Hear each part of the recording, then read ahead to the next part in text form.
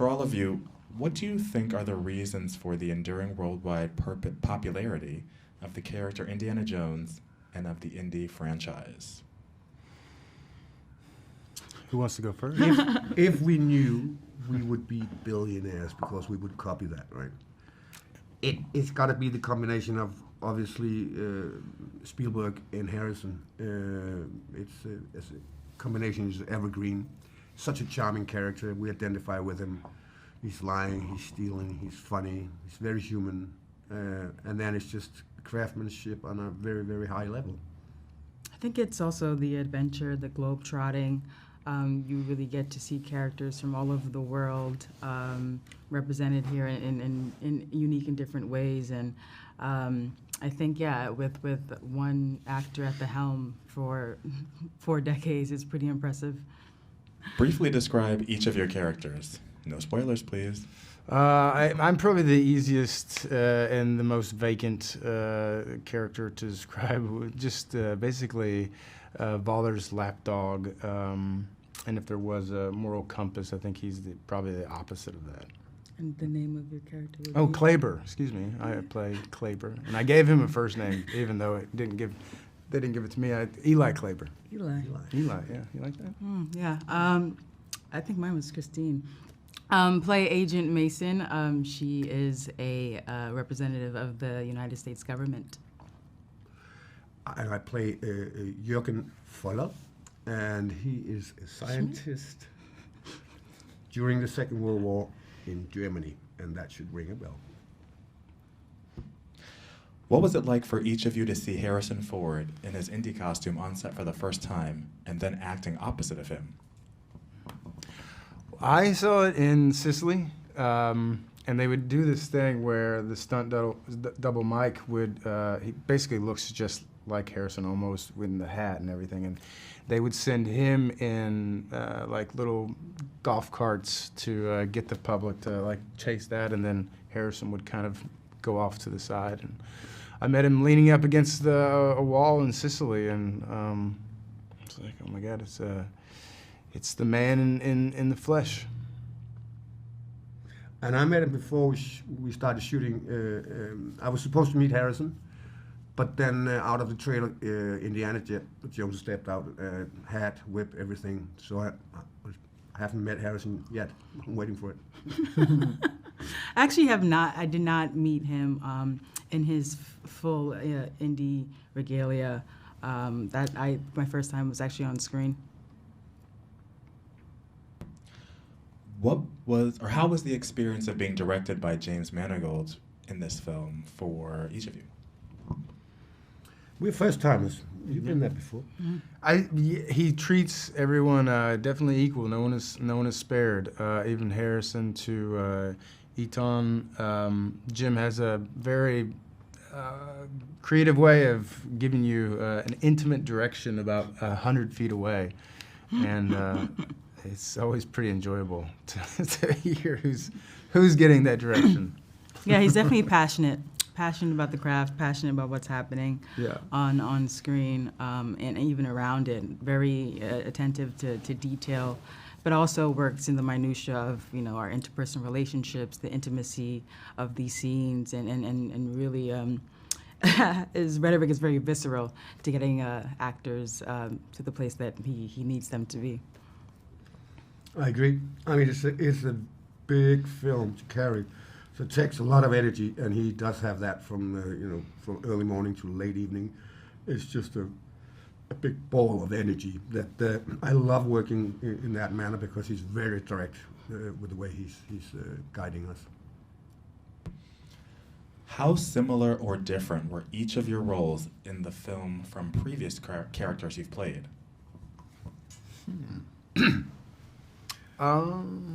Yeah, I feel like nothing has been repeated in this film. I feel like we're all probably bringing something different, and I don't feel like I feel like all the films that I'd done before gave me the tools or the arsenal to be able to go on this marathon. So it's almost like everything else was a great dress rehearsal for this character. I've never been closely aligned with Nazis before. Yep. That's different. I think similar, something that would be similar would be, I guess, just looking really good. Yeah, I've played characters who had ambitions on the world's behalf before, but never as a Nazi, so that will be the difference, I guess. What would each of you say was your biggest challenge in making the film? Well, yeah, I would say it's hard to align yourself with the ideology of that party. So that's a big thing to do, and it's a really big trick to play on the audience. And it can be quite simple of interchanging that with something else that you do genuinely care about. So for me, that was something hard to wrap my head around. To get the tone of an Indiana Jones film is obviously the target here, and it's tricky because everybody knows what it is when they see it, but it's hard to put a finger on it. So I think we were just constantly trying to be aware whether we were inside the parameters of an Indiana Jones film. I did spend some time thinking about that. Yeah. For me, I guess it's also just relinquishing the idea that you're in an Indiana Jones film and the gravity of that, the fact that it's going to be, the finale of this franchise, and not getting too overwhelmed by that fact, and just going to work and doing your job and staying grounded. What is each of your fondest memory of making the film? Well, like always, It's PG. getting new friends. This is a funny job because you have a very intense meeting with people for a while here, and then it's over. And this was no exception. We just met a fantastic bunch of new friends, and obviously seeing Harrison saying goodbye to it, the last scene he did was a very big moment. Yeah, I would definitely say the camaraderie with the castmates, with the cast, and with the crew and creatives. Everyone, I think, had such a wonderful air of generosity and community, and that felt really special. And I loved working in London so much. Yeah, being cooped up in a little tin can for months on end, you get to know people pretty well, and I think those are just some memories that you get to keep for the rest of your life. And last one, why is it important for audiences to experience this film in a movie theater on a big screen? Because it's a real movie. It is a real movie, which you need to see with other people on a big screen with sound. The old classic experience, because this is an old classic film. Yeah, and I think that's one of the best ways to really take in all the sacrifice and the work people have put into it. There wasn't a lot of green screen involved in the making of this, and so you're seeing real craft, and that is something that you should have to experience on a more magnified stage. I agree. It's a roller coaster, and you gotta see that on a big screen, not on a small one. What do you think are the reasons for the enduring worldwide popularity of the character of Indiana Jones and of the Indiana franchise? Indiana Jones movies, I think, remain popular because they represent to the audiences, first of all, they had a profound impact when they first came out, so they're a part of the childhood of so many people. But the films have been shared generationally. Parents have shared these movies with their kids, and on and on. Why? Because they're charming, because they're filled with heart and character as well as action. They're imaginative. They build on the world we know and our history and take us to fantastic places, But more than anything, they're also love letters to classic filmmaking. And I think that has a kind of universal appeal. Great, thank you. So secondly, in what ways is the film different from the previous Indy adventures, and in what ways is it similar? Well, in tone and style and where we're getting, we're trying to make a movie that certainly doesn't run away from what an Indiana Jones adventure should be. a kind of round-the-world adventure, a kind of screwball comedy, meaning gritty action, mystery, real, a nemesis for Indy who represents a threat to him or those he loves, and the mystery of the relic. These are all things that remain consistent across the movies, as well as, of course, Indy's character and many others who we will see again in this picture. But we're also dealing with something quite obvious the moment you see Harrison in the movie, which is just he's 42 years older than the guy who was in Raiders of the Lost Ark. So part of the movie is also addressed to what it is to be a hero in Sunset and what it is to face the final chapters of your life with all your triumphs and tragedies behind you, trying to understand what last adventure awaits you. Excellent. Why was it important to set the film in 1969? Well, because mathematically that would put, it would match the age we were playing Harrison and take us, given you had a timeline of movies and what age he was in the previous pictures. So you're tracking your movie star's age and your character's age. One way or another was going to put us in the late 60s or maybe early 70s. So I chose 1969 simply because our villain, who's modeled after Werner von Braun, who was a famous Nazi rocket scientist who came to this country and helped us with our Apollo program and our rocket program at NASA, is a character that I thought was very interesting to show, even from a historical basis, how some pretty brilliant Nazi minds had managed to make a home in America and a life for themselves and embed themselves in the system that reveals itself in our movie. Great. Number 4, in each of the Indy films, he's on a quest for a powerful ancient artifact. What is the Dial of Destiny?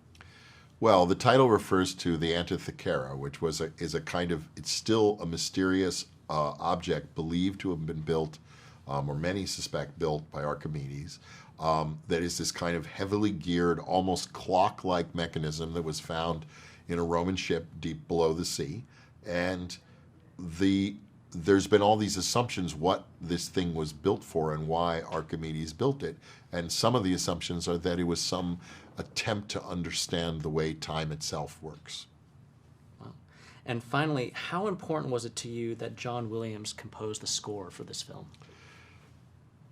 It was so important to me that John score this film because I think he's the voice of these films. I think his voice, when we talk about kind of golden age cinema and that these movies are kind of a love letter to classic movies, John represents in our modern world of synthesized scores and kind of pulsing scores, a kind of melodic, full-blown orchestral, old-school scoring style that is rapidly fading. And to me, the idea that I got to collaborate with this maestro at 90 years of age, writing well over 2 hours of music in pencil, to cut frame for frame with this movie is one of the most moving and inspiring collaborations I ever had in my life. Okay, so the character of Indiana Jones and the Indy franchise have an enduring worldwide popularity. Why do you think that is? I think that's because the films themselves are such powerful entertainment. I've said in the past that I think Indiana Jones is more about movies than it is about archaeology. It's about the fun you can have at a movie. It's about the emotional exercise you can get at a movie. And though we've made 4 in the past, this one has an air of finality because it's my last Indiana Jones movie. And I wanted it to deal with the issue of age, of his advancing age, and what age has taken away from his capacity, his mental energy, his physical prowess, and and put him in contest with somebody, Phoebe Waller-Bridge, who is out to swindle him. And so there's that the mental wrestling going on between these two characters as well. Great. Phoebe, I guess you can both speak to this, but we'll start with Phoebe. What was it like for you guys to meet each other for the first time? It was really fun. Yeah, we met in Jim Mangold's office towards the end of the day, and I was quite nervous. And I was quite thrilled that finally working with an actress that's taller than I am. This is a big thing for him. Yeah, it was a big thing for me. Actually, when I opened the door, he said, "My God, you're so tall." Yeah. And I think you cried, didn't you? You cried with relief. I would have cried had I known what I was about to go through. I would have cried, but I didn't. I was thrilled because, I mean, I had seen Phoebe in Fleabag. I was aware of the range of her skill and talent, and I was thrilled that we had a story that attracted her interest, and that I would have her as the partner in this film. And I had grown up with Harrison Ford.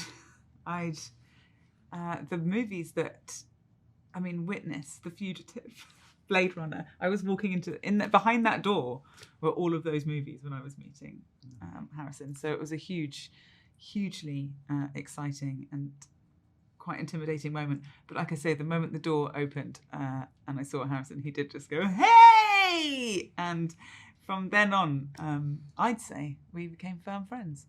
But I'll leave it open to Harrison to see what he says about that. I feel so, and I hope so. Yes. So with that, obviously you guys have great chemistry together. What was it like filming together, working on set together?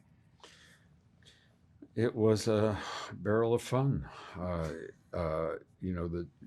There's something about, I mean, there are a lot of different elements to the relationship between us, and there are moments of seriousness, but there's also moments that the audience is meant to enjoy the banter between them, the contest between them. And I think it was well written, and I was delighted by having someone as adroit as she is with comedy, and the mixture of comedy and real, true emotion to navigate this story with. Phoebe, Harrison kind of touched on this a little bit, but can you tell us a little bit about Helena and your relationship with Indiana Jones and how you guys interact in the film? Helena is Indy's goddaughter. He last saw her when she was 12, and he was very good friends with her father, who died